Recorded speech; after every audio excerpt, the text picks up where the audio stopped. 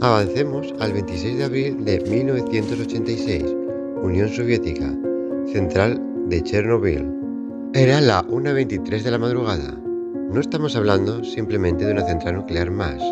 El reactor RBMK soviético tenía una historia bastante particular. Originalmente, este tipo de reactores no habían sido diseñados pensando únicamente en producir electricidad. También estaba pensado para que, a la vez que generaba energía, generara material destinado para hacer bombas atómicas. Esto tuvo consecuencias importantes en su diseño, porque los soviéticos querían reactores potentes, rápidos de construir y capaces de producir enormes cantidades de energía. Digamos que en algunos aspectos entraron en modo tacañón, con ciertas medidas de seguridad que en Occidente ya empezaban a considerarse fundamentales. Por ejemplo, muchos reactores soviéticos RBMK no tenían un edificio de contención. Es el resultado de una cadena de decisiones políticas e industriales. Aquella prueba necesitaba que el reactor funcionara a una potencia concreta, pero debido a los retrasos y a varios errores durante la operación, la potencia cayó demasiado. Aquella noche los operadores estaban realizando una prueba de seguridad. Si la central perdía electricidad, ¿podrían las turbinas seguir generando energía suficiente durante unos segundos para mantener funcionando las bombas de refrigeración? Porque incluso unos pocos segundos sin refrigeración podían convertirse en un problema enorme. Algo que, por cierto, ya habían aprendido años antes en Estados Unidos. El problema es que aquella prueba llevaba horas retrasándose por culpa de la burocracia soviética.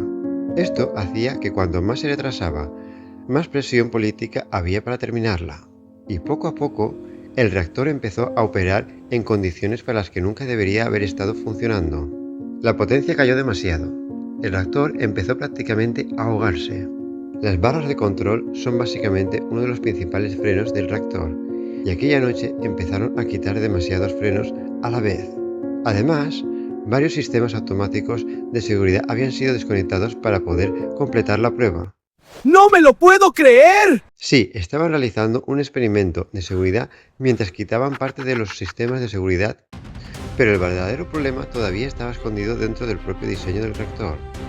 El reactor RBMK soviético tenía un defecto extremadamente peligroso. En determinadas condiciones inestables, podía reaccionar justo al revés de lo esperado. En lugar de calmarse cuando la situación empeoraba, el reactor podía volverse todavía más agresivo. A la 1:23 y 40 segundos, los operadores pulsaron el botón AZ5, el botón de parada de emergencia, el que debía detener el reactor.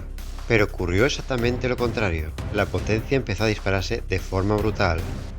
En apenas segundos, el reactor entró completamente fuera de control.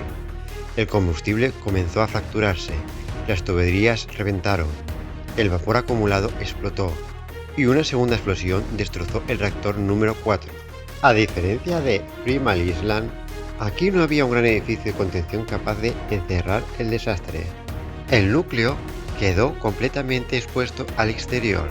El reactor estaba literalmente abierto al cielo. Los primeros bomberos llegaron sin entender realmente a qué se enfrentaban. Muchos pensaban que estaban apagando un incendio industrial normal. Por el contrario, alrededor del reactor había fragmentos de grafito extremadamente reactivos esparcidos por todas partes. Algunos trabajadores y bomberos empezaron a sufrir mareos, vómitos y quemaduras extrañas en cuestión de horas. La explosión liberó enormes cantidades de material radiactivo sobre parte de Europa. Quizá el mayor daño de Chernobyl no fue solo físico, fue psicológico, ya que desde aquel momento, para millones de personas, la energía nuclear dejó de representar progreso, sino a representar el terror. No obstante, el siguiente accidente no sería un error humano,